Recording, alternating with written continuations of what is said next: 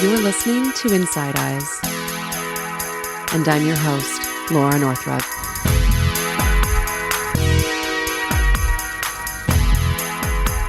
Hey everyone out there listening, welcome back to another episode of Inside Eyes. I'm your host, Laura May Northrup, and this series is about the use of entheogens and psychedelics to heal from sexual trauma. So if you're an active listener, you know the final Survivor interview released last week. However, there are 2 more episodes, the one you're listening to now and a final one next week. Before I introduce this episode, I want to thank everyone who's been writing to me with words of support or sharing how it's impacted them to listen to this series. It means so much to me to hear from you, and I am very grateful that people are finding healing and listening. That is 100% the reason why I made this series. And also, thank you to everyone who is sharing about the series on your social media or through word of mouth. If you really want to support the show, please share about it on your social media or leave a review in iTunes. The series is almost done releasing, but my hope is that this will stand as a resource for many years to come. If you want to share thoughts or have questions, find me through my website, lauramaynorthrup.com, or through Instagram. My handle is @LauraMayNorthrup. Okay, other exciting news. If you live in the Bay Area, guess what? I'm throwing a party to celebrate the end of season 1. I know that this series involves talking about intense and painful subjects, but that's not my only interest. I also love dancing and having a good time. And don't forget that finding joy in your life is a big part of healing. So the party is a dance party. If you're not a person who dances, but you want to come and say hi, or maybe you're a therapist that wants to network, arrive on the early side. And if you like to dance, stay late. It's November 16th, 2019, 8 p.m. at Tamarack in downtown Oakland. Some friends of mine are going to DJ. It will be a blast. To get more details, check out the link in the show notes. I hope to see you there. Okay, so on to today's episode. This episode is about harm reduction. Harm reduction, if you aren't familiar with the term, is a set of practical strategies and ideas aimed at reducing negative consequences associated with substance use. So that includes things like testing your drugs to avoid consuming adulterants, or drinking a glass of water between drinks to moderate alcohol consumption or avoid a hangover. And there are several physical risks associated with the use of entheogens and psychedelics. So if you're using one of these medicines, definitely do research about the health risks beforehand. However, what I want to talk about today is an expanded definition of harm reduction, to not just be about the person using the medicine, but also about the conditions surrounding these practices and the medicine itself. To simply be focused on how you or I can heal without considering things like the larger context of where these medicines come from sets you and I up to be people who basically extract a resource with no responsibility for the impact of that extraction. A lot of people approach this in a commodified way. I'm going to an individual, I'm paying money for an experience or for a material. I go and I have my own experience, or I'm in a group setting and I have this experience. And it's almost like buying a toothbrush. I went to a store and I bought a toothbrush, and I use a toothbrush, and when it's done, I throw it away, and I don't care about where it came from before I bought it, and I don't care about where it went after I threw it away. That is Kufikiri Imara from Decriminalize Nature Oakland. Kufikiri was born and raised in Oakland, California, and he's the head of the DNO committee focused on outreach, education, and access. When it comes to the medicinal use of entheogens, his focus is on making these medicines accessible to a broad range of people, but especially to Oakland's ethnically diverse and marginalized communities. I had the opportunity to sit down with him and ask a whole host of questions about access, cultural appropriation, harm reduction, etc. So we will hear more from Kufikiri shortly. But first, I want to share a few reflections to frame today's episode. Harm is an unavoidable aspect of life. Harm to ourselves, to others, to the earth. It's just intrinsic to being alive. Despite our best intentions, we hurt each other. Sometimes out of survival, sometimes out of ignorance, and sometimes out of hate or complete disregard. And upon entering this world, we inherit the harm of our ancestors, both the wounds and the harms that they've done. So the task we are exploring today isn't to create no harm or to pretend that harm hasn't already happened. The task is to explore how we can create less harm and support healing where harm has already occurred. I want to tell you a story about an experience I had on the evening of June 4th of this year. I was at the Oakland City Council because Decriminalize Nature had brought forth the landmark resolution to decriminalize entheogens that was going to be voted on that night. When a resolution goes before the City Council, anyone from the public can come and get 1 minute of time to give their opinion.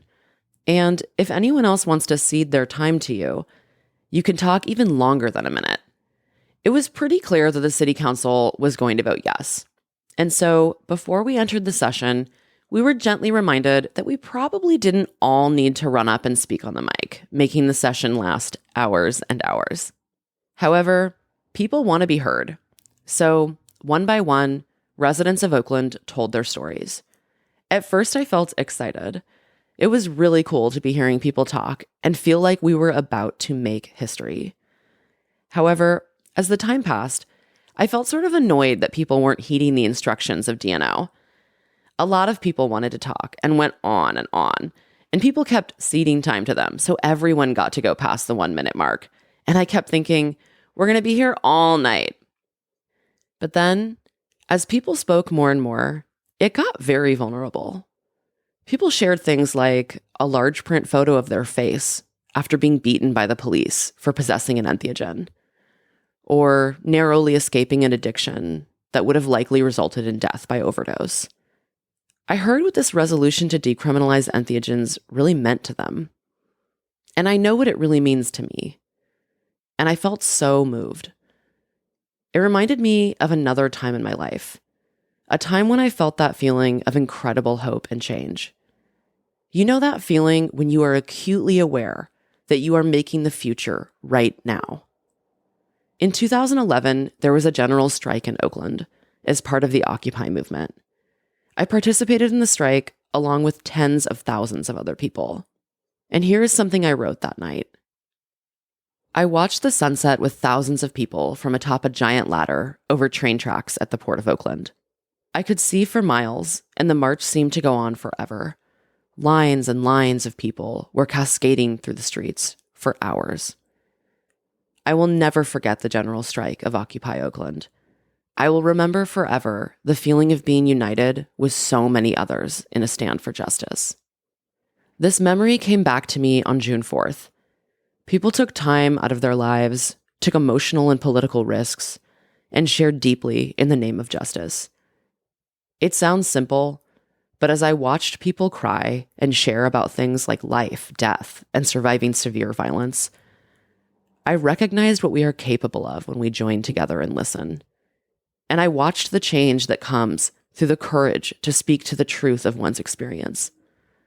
That in a mass, we have so much more power than when we are alone. That in listening, we are so much more connected than when we just erase the stories in the name of efficiency. So today's episode is a contribution to a larger conversation. It isn't the right answer. It isn't a dogma for you to adopt.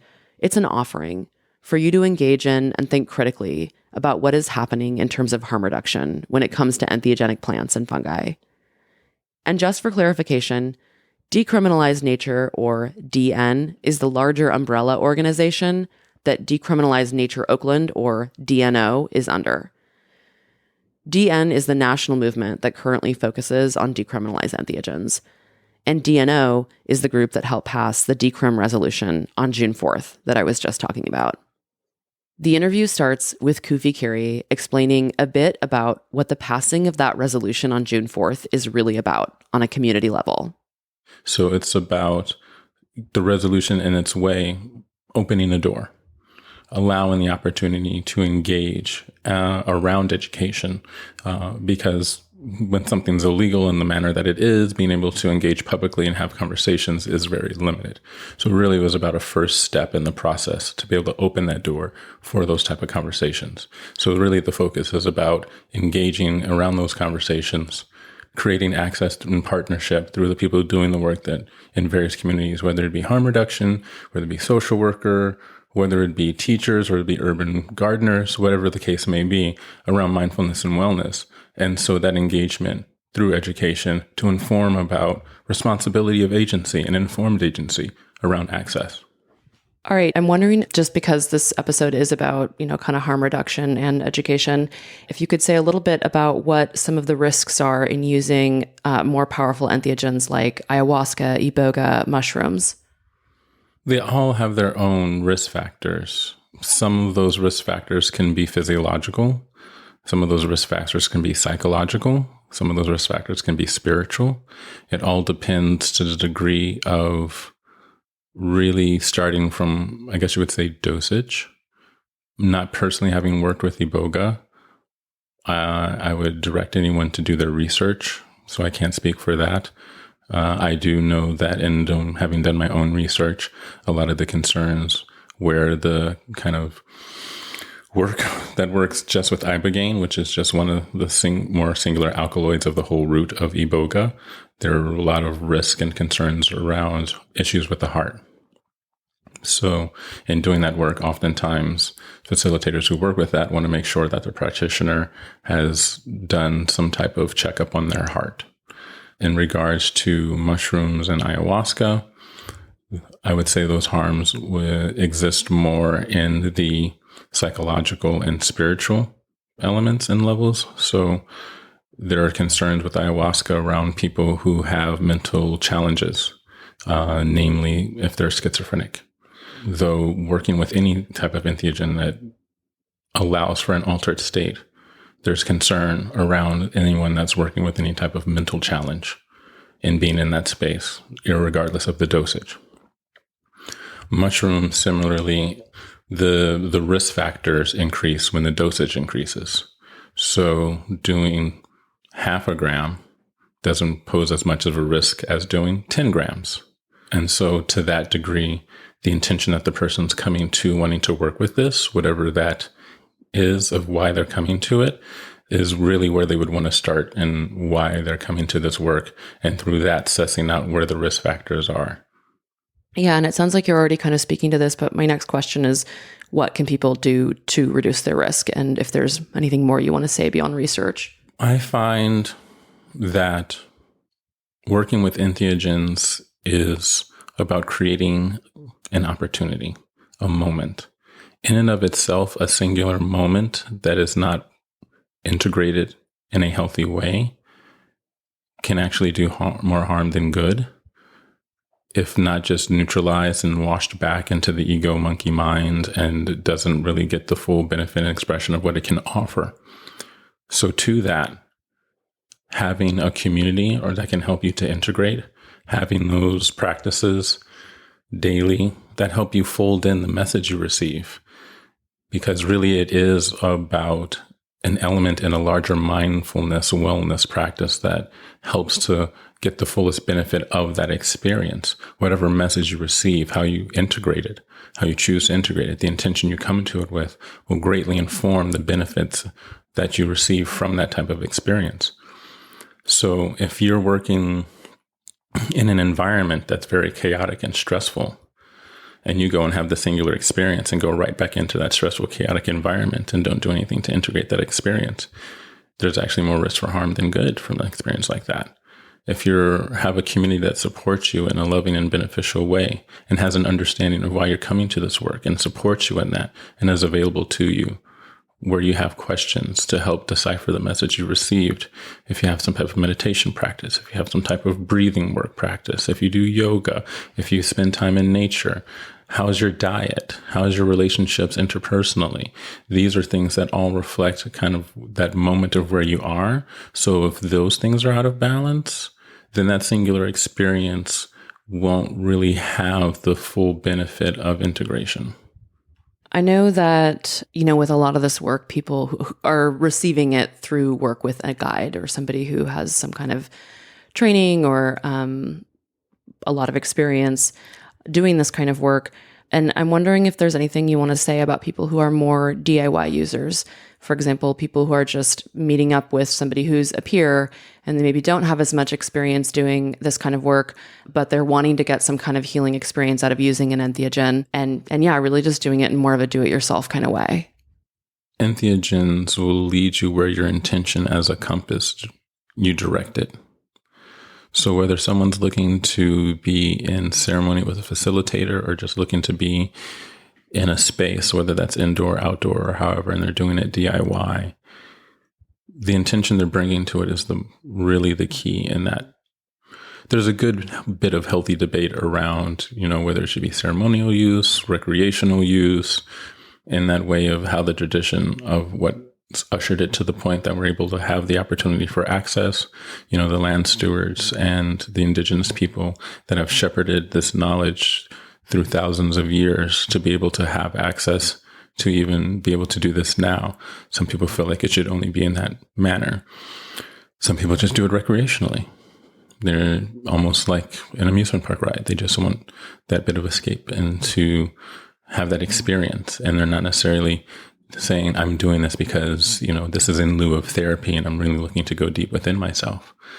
I don't feel it's for me to say like, what's the right or wrong. I don't really feel like it's about right or wrong. I feel like that type of framing of argument misses the point. I mean, it's different. People just do it for different reasons in different ways. To those that would look to do this in a DIY manner, I would say definitely do your research, understand what you're using and where the risk factors are, know who you're getting it from and where they're getting it from. Sustainability is something that's very important right now. So where possible, I think that's something to be mindful of as well. For those that are doing it in that DIY way, their why. I often say it's not so much what you're reaching for, why. If the why is something about expansive and not about constricting, if it's about empowering and not about enabling, that can be a big factor of the intention setting. That kind of leads into my next question, which I'm wondering if you could speak a little bit to what the risks and current struggles are to the communities, land, and the cultural stewards of these medicines. I would say the risks are the same risks that we see to the environment and to the earth.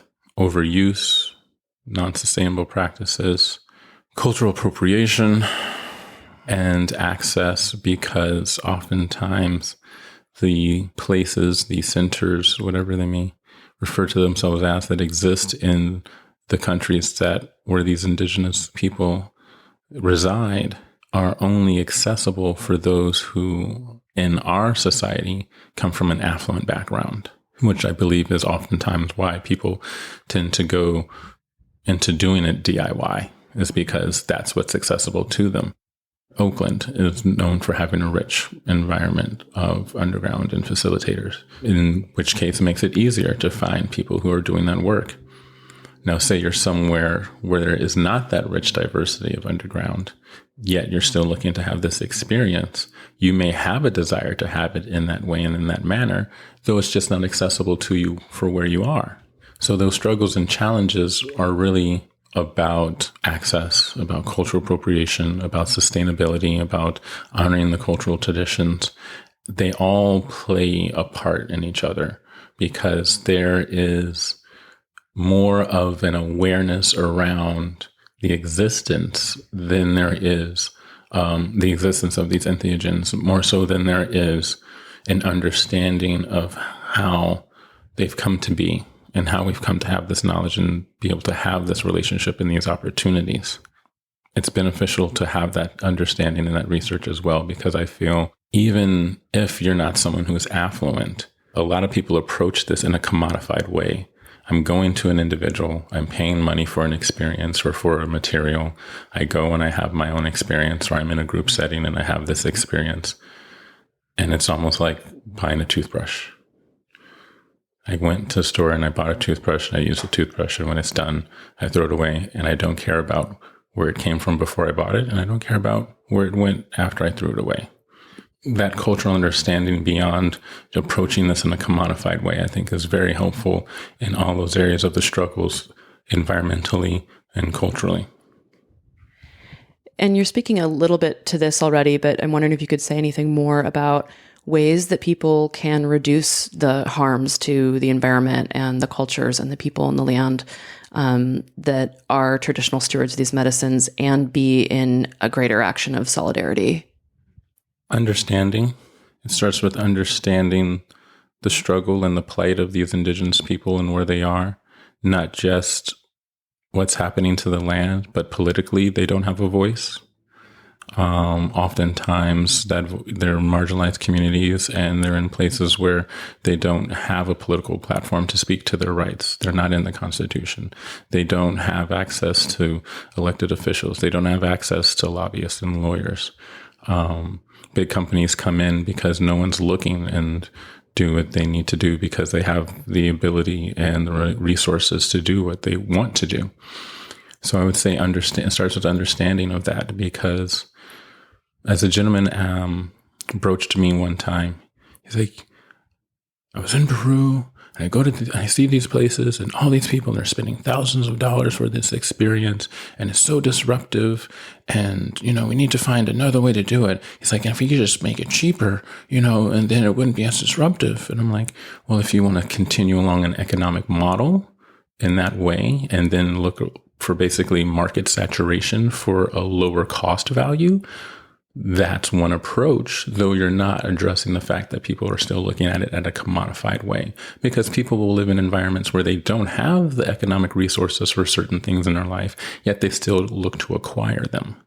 So if they're still seeing it from that commodified way, and there's not that cultural bridge of understanding of where this is coming from, what it takes to make this happen and produce this, because someone that's growing in their room or someone that's growing in a warehouse, are they following the same type of practices and ideals as an indigenous culture is when they're cultivating it in nature as part of the earth and honoring the spirit of it? Again, I'm not trying to say right or wrong. It's just different. So having that understanding of that's how we've arrived at this moment is the care that these land stewards have taken to cultivate this. And it's tied to their culture. It's tied to their identity. The earth is tied to their identity. For them, there is no separation of the environment. For us, it's like, oh, let me go outside for a walk. And we feel like we're entering a place. Indigenous cultures, the earth and the environment around them is part of their identity and who they are. And, going out, it's not so much even a going out. It's more like a going in to that environment that is part of them, that helps them connect to who they are and helps them to connect to spirit.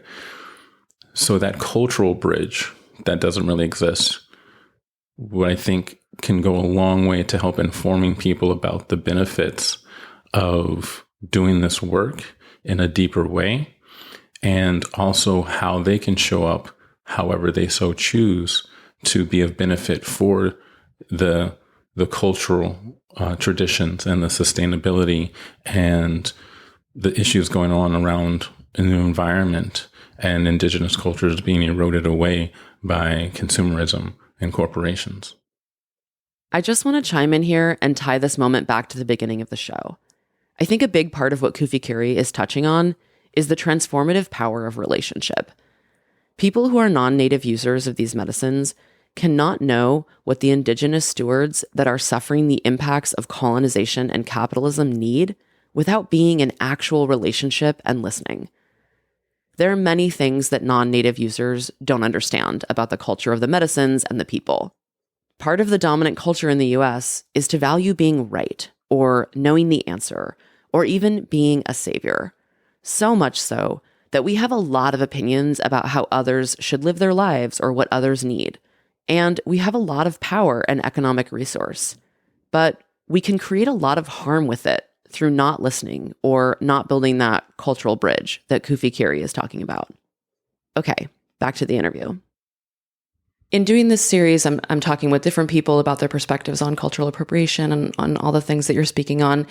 And I've heard a number of different sort of perspectives on ways to essentially reduce the harm in the use of these medicines. And I'm curious about your perspective on these different things that people have said. And so, for example, one thing that some people think is that if you're not directly from the lineage of a particular medicine, that it would be more appropriate to use synthetic medicines such as LSD, MDMA, and ketamine, and that's like an act of solidarity in terms of reducing harm. And I wonder what you think about that.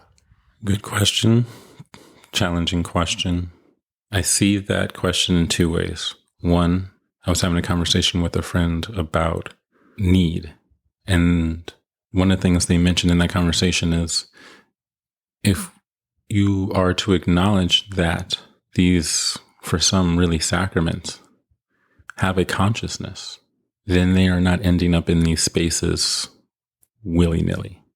There's a consciousness of the spirit looking to go into the places. The old saying, the guards are locked up with the prisoners too. In that sense, you have to hold yourself down to hold someone else down. So what if the consciousness of the plant is realizing going into the one holding down will help to lift off those that they're holding down? Cause me to pause and think about that there's some validity in that. So there's the sacred plant's own consciousness that's working in this way. And I've had other people say they've had experiences during journeys where the sacrament has had a message of we're going into these places of our own conscious agency. I've also heard people say that they kind of say to the plants, like, should I be using this, this medicine? I'm here in the US and and that the medicine is like, wow, you think you have control over where I go?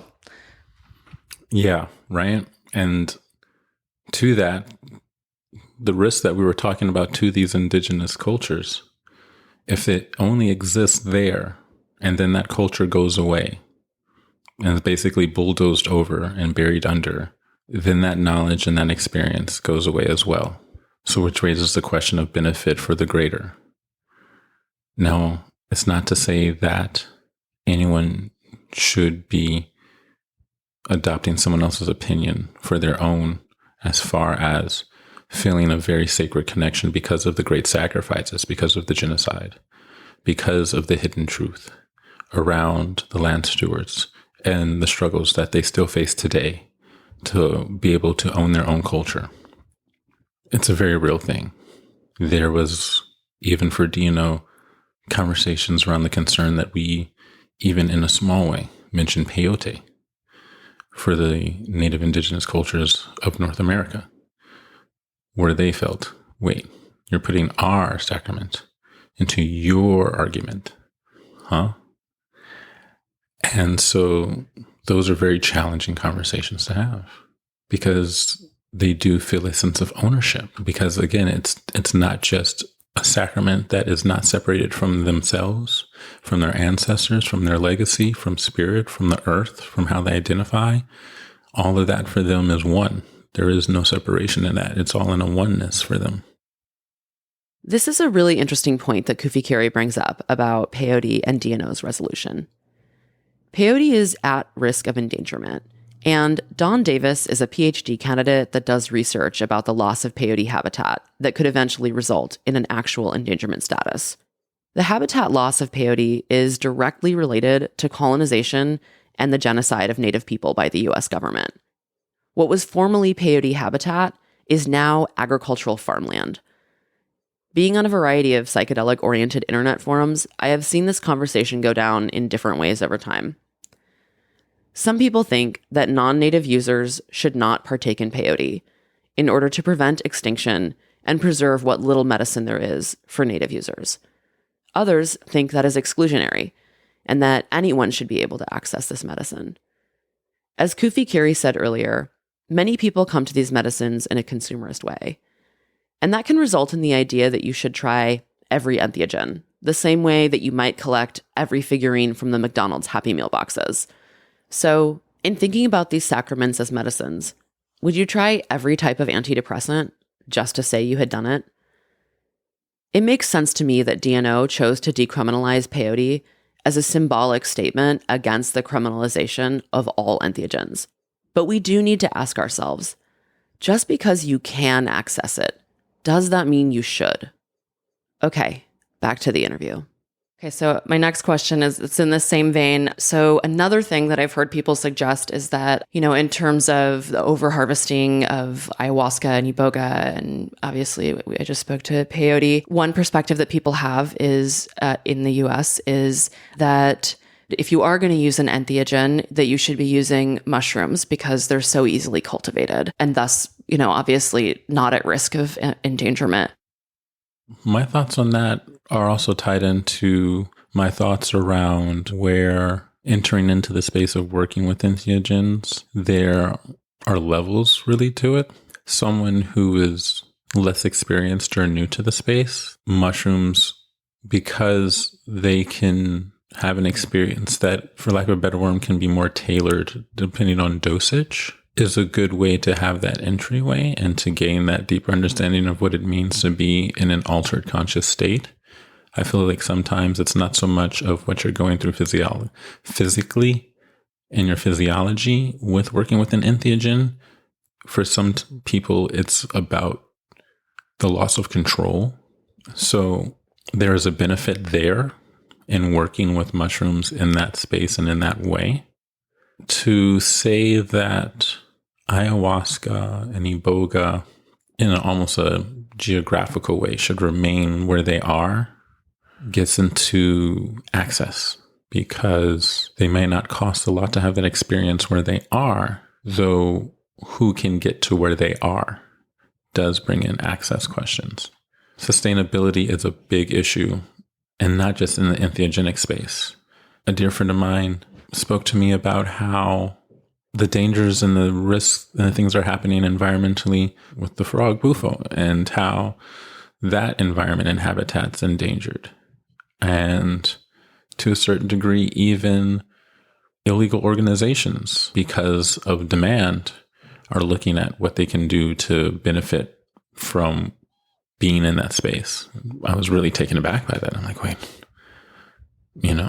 his word choice, not mine. I was like, cartels or in bufo. So when you create a demand that outpaces supply, even though these are commodified terms, though that's very much really what's happening here, where do you fill the gap? How do you do it in a way that doesn't harm the land, harm the cultures, though at the same time, people will find a way to have an experience that they really want to have, and you can't tell people that they can't have that experience. Not everyone's the best actor in the space, so the bad actors will find ways. I know friends of mine who use dark web to get certain things.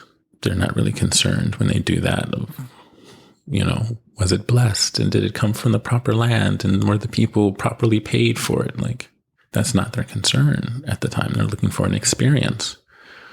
So how we balance that of honoring those cultural traditions, honoring the fact that there's great harm happening to the land because of demand outpacing supply, yet understanding that that has ramifications around access and how people look at this in a commodified way. I think we don't actually have enough voices in the discourse for where we can find the best solution for that. To a certain degree, people are retreated to their own area of the sandbox and preaching to the choir. And the challenging and difficult conversation of, should iboga only stay in Africa? Should ayahuasca only stay in South America? Should we look for those plants in our own backyard that contain these same materials, and how we can use extraction methods to gain an experience that may not be from the plant that's quote unquote popular, yet can allow for an experience in that way, though the knowledge to do that is very limited. And again, it gets into, if you're in an environment, in a place where that knowledge exists and those people exist, that can be an option for you.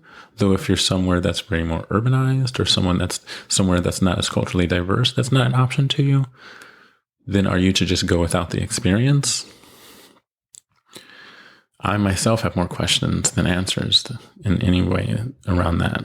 So it's going to be a very challenging aspect of the discourse going forward as more awareness is built around this. And that's not even to speak to what's happening in the commodified and medical clinical models of using, as most big pharma do, using nature to create the synthetics.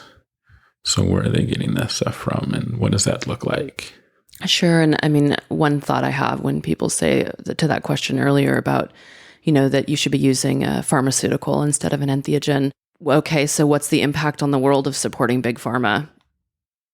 And to that question about, using mushrooms because they're easily able to be cultivated versus using ayahuasca and iboga, I guess I just also wonder if there's anything you want to say about the lumping together of all of these things. And sometimes it almost seems like entheogens are looked at as though they all do the same thing, as though mushrooms are some kind of comparable replacement for ayahuasca or for iboga. And I guess I just wonder if you want to say anything about that sort of phenomenon of how we sometimes think about that in the US. Yeah, I think that's a reflection of our commodified mindset. I remember, I don't know when it happened, though in my growing up in this country, at a certain point in time, culturally, we stopped being referred to as citizens and started being referred to as consumers. So now it's not like the American citizen, it's the American consumer. And we've adopted that in a certain way. So when we come into a space with a lot of unknown, we tend to generally clump things together. Even in that, within the psychedelic community, how someone chooses to come into the space is how they identify with it. So in that, someone's experience is very defining of their identity, of how they show up in the space. And that is as much as varied as the type of experience you would have with any type of entheogen. Plus, that can get into where people may not see something as sacred or a sacrament, where others may. Some people, a lot of the headlines, and there were folks inside of Dino that struggled with where the media was speaking to this around the language, because we're really focusing on entheogens. And then you see headlines that say magic mushrooms, which only reinforces the ignorance around the knowledge and the history of working with these entheogens. So to that, there is even a benefit in that way of searching out the knowledge, whether it's research online or through people in community or through conversations, wherever you may be able to have them, of what they actually do, what these entheogenic plants and fungi actually do. That, coupled with your intention of what you're looking for, is a great start point in that way. Because, for instance, you have a lot of people now that cannabis is legal and it's become very commodified.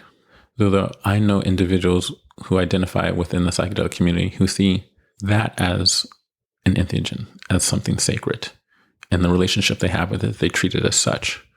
Now, there's a lot of people who don't. Yet that's an experience that you can have that can be about an altered state and about gaining an awareness if you approach it in that way. And there's people in the space who use that as a sacrament to do exactly that.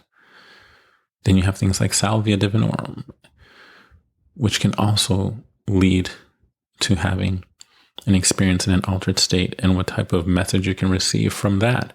So that is also legalized in a certain way where people have that experience, usually dried and smoked.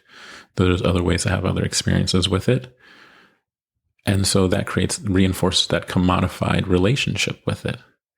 So everyone's, like you say, is looking for almost kind of like I referenced before, that amusement park experience. They're just looking to go around from ride to ride to ride and just have the experience of the ride, and not really understanding what the potential is there for the benefit of the message you can receive from it, the work you can do within yourself, which ultimately resonates to the work you do within your community and within the larger world.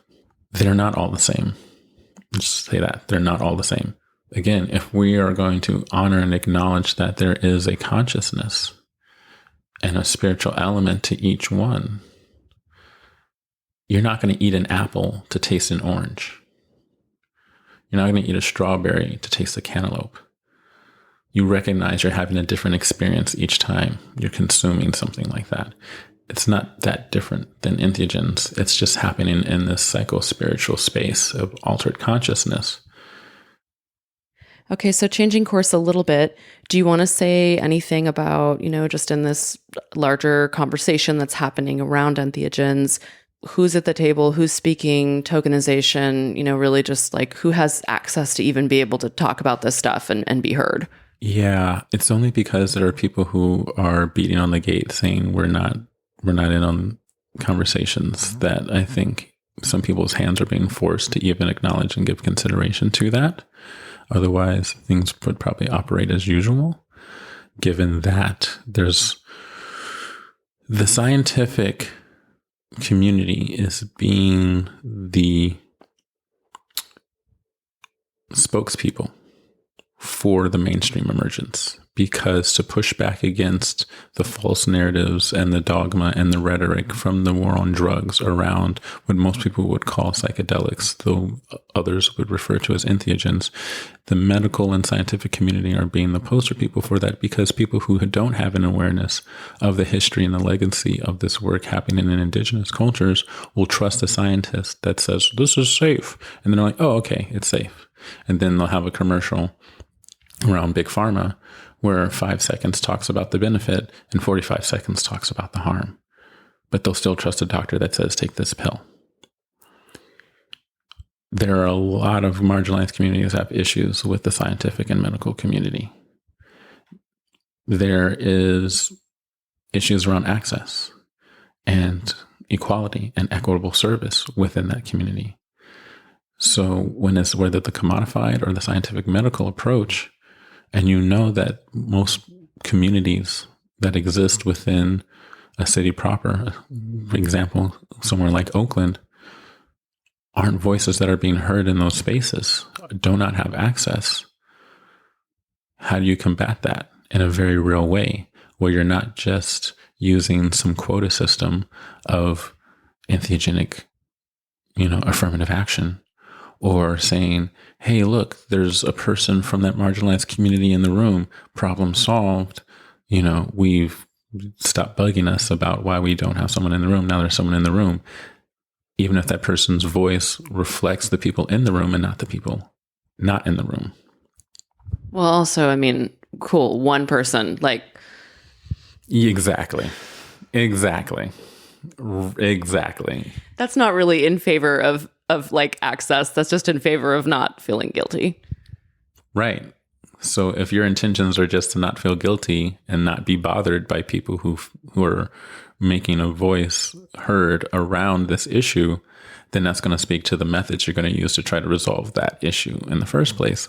Where if you actually have a real strong intention of understanding that equitable access is something vital and important in how this moves forward, and forget a gatekeeper, why is there even a gate in the first place? I spoke at an event that was hosted by CIS in Chacruna last fall in August, and to that, a big part of what I spoke to was that access will decide whether people work within the system as rebellions or work outside of the system as revolutionaries. And so how those who have those avenues to really shift, someone's writing a grant for somewhere like Johns Hopkins or NYU to do their studies. And that's deciding who's in. When they're saying, oh, well, we couldn't find any people from that community for our study. That question even of self, we couldn't find. Which means that you're not connected, because you had to look outside of where you are to even gain an awareness, because it doesn't exist where you are. So even that remark acknowledges the fact that there is a disconnect.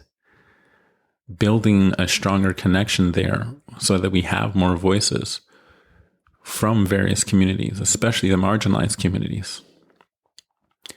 And that's not necessarily just along ethnic lines. That could be socioeconomic. That could be generational age. That could be occupational. We other our neighbor so often by various labels that there's various marginalized communities just beyond ethnic communities that are not giving any consideration. So if you're just looking to cherry pick and bring in the one or two or few that ultimately resonate what you're already saying, so you're not actually changing the conversation, then you're not changing the conversation. So it's very important that in in the engagement, in the education, in the outreach. We're going into the places that are challenging and difficult. And we're doing so in a way that we are not just looking to be present, we're looking to be receptive. And if you're coming in with fear, you're not receptive, you're defensive. So you have to see value in even engaging in that way to be receptive, to listen. Oftentimes, education doesn't start with talking, it starts with listening. And for me, that's the most important part in any form of engagement in education, is when you show up, sit down, close your mouth, open your ears. Because I've learned a long time ago, which is very often true in the case, it's very hard to speak without offending, and it's very hard to listen without defending. All right. Thank you so much to Kufikiri for coming on the show and sharing his knowledge. Links for DNO are in the show notes. Okay, so next week is the final episode. I made this whole series about using these medicines to heal sexual trauma. However, I do want everyone to know there is a lot of sexual violence that actually happens in entheogenic and psychedelic spaces. And that is the topic of next week's episode. If you enjoyed this episode and you want to support the show, please subscribe to the podcast and leave a review. And if you really want to support the show, share about it on social media. If you'd like to stay connected, you can find me on Instagram @Laura May Northrup. Thanks for listening to Inside Eyes. Until next time.